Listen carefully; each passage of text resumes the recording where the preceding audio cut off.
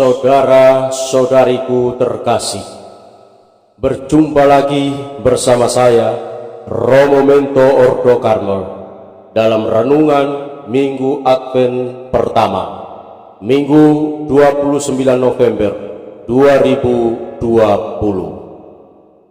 Tuhan sertamu dan sertamu juga.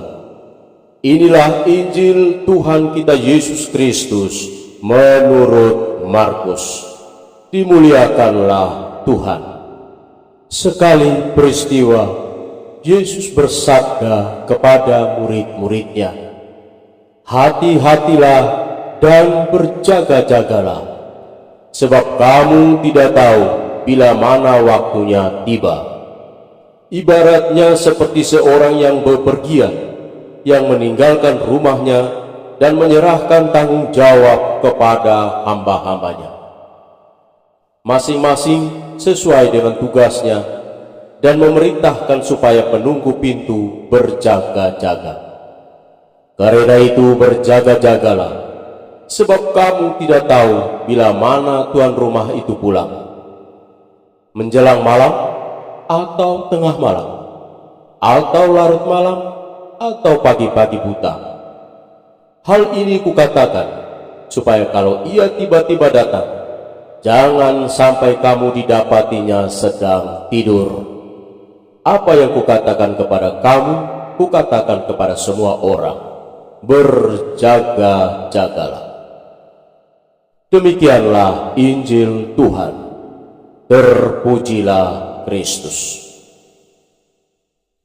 Berjaga-jagalah.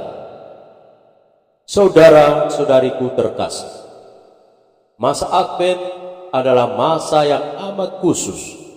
Ini adalah masa suci. Demikian kata Santo Carolus Borromeus. Mengapa? Karena dalam masa ini, waktu 4 minggu ini, Bunda Gereja memberikan kita ruang untuk berbenah, masuk lebih dalam ke lubuk batin masing-masing, untuk mempersiapkan diri dengan baik dalam menyambut Tuhan Yesus di hari lahirnya, di hari kedatangan Sang Juru Selamat kita. Saudara-saudariku terkasih di dalam Tuhan, bagaimana kita mempersiapkan diri mengisi masa suci ini? Bahasa kitab suci secara khusus di dalam Injil Tuhan yang kita dengar dan kita renungkan di hari Minggu ini memakai istilah berjaga-jagalah. Sebuah pernyataan sikap siap siaga yang utuh, siap siaga secara jasmani dan juga secara rohani. Namun kenyataannya, sering yang paling nampak, banyak di antara kita yang lebih sibuk menyiapkan diri dalam hal jasmania belaka. Pernak-pernik hiasan Natal yang mahal harganya dengan mudah dibeli. Pakaian dan kosmetik untuk penampilan menjadi incaran. Tampilan modis dengan style terkini menjadi persaingan harga diri. Makanan dan minuman terbaik menjadi jamuan yang dinanti. Sedikit sekali yang fokus untuk menata batin dan nurani. Misalnya untuk meningkatkan amal kasih dan berbagi, membangun tobat dan pengampunan. Misa-misa di hari Minggu Advent sepi. Tempat pengakuan dosa bagaikan tempat keramat. Aksi Natal menjadi beban. Latihan kor tidak jalan. Kehilangan orang yang mau melantunkan pujian Natal. Berbagai alasan masuk akal menjadi pembenaran untuk tidak ikut aktif. Saudara-saudariku terkasih, setiap kita diberi tugas dan tanggung jawab oleh Tuhan. Beberapa orang memaknai tugasnya dengan sebutan panggilan. Kesadaran akan tugas dan tanggung jawab inilah yang sangat menentukan bagaimana kita menjalani dan mengisi hidup. Sayangnya, tugas panggilan hidup yang Tuhan beri lewat talenta dan rezeki tidak disadari sebagai hadiah cuma-cuma dari Tuhan.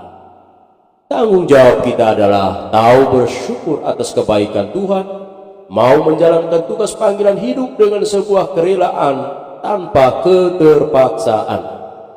Berjaga-jaga berarti menyadari senantiasa, bukan secara pasif, masa bodoh, tidak mau tahu, tetapi secara aktif ikut ambil bagian dalam semua persiapan menyambut Tuhan Sang Juru Selamat.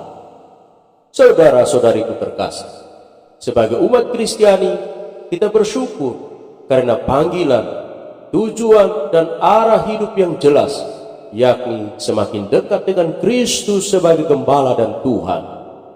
Dalam panggilan kita masing-masing, kita diajak untuk semakin menyerupai Kristus yang kini sudah hidup dan tinggal di dalam hati kita, di dalam hidup kita masing-masing. Kita diajak untuk menghadirkan Kristus dalam setiap langkah hidup kita di dunia ini. Selamat memasuki masa Advent, masa khusus untuk menyelaraskan hati dan pikiran Tuhan sendiri.